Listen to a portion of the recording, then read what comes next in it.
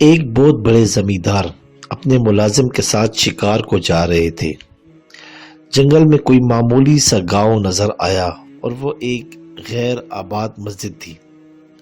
اس ملازم نے اپنے زمیندار آقا سے کہا کہ حضرت اجازت دیجئے، نماز کا وقت ہے تو میں نماز پڑھ لوں۔ اس زمیندار نے تو نہیں چاہا، لیکن اتنی اخلاقی جرات بھی نہیں تھی کہ انکار کرتے۔ اس نے کہا، اچھا بھائی تو جا اور جلدی سے پڑھ کر آ، یہ دروازے پر کھڑے ہوئے ہیں باہر۔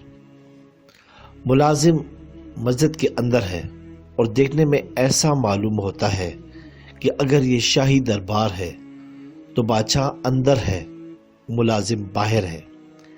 جب دیر ہو گئی تو اس نے آواز دی اور کہا، ارے رمضانی آتا کیوں نہیں؟ ادھر سے رمضانی نے جواب دیا کہ جی حضور، میں تو آنا چاہتا ہوں، آقا مجھے آنے نہیں دیتے اور بڑے ناراض ہو کہ مسجد خالی پڑی ہے۔ اس نے کہا، ارے مجھے کون نہیں آنے دیتا؟ اس نے کہا، حضور جو آپ کو باہر سے اندر نہیں آنے دیتا، وہ اندر سے مجھے باہر جانے نہیں دیتا۔ معلوم یہ ہوا کہ یہ بھی اللہ کی توفیق ہے جنہیں ملتی ہے، اور وہ بے طاقت بھی پہنچ جاتے ہیں۔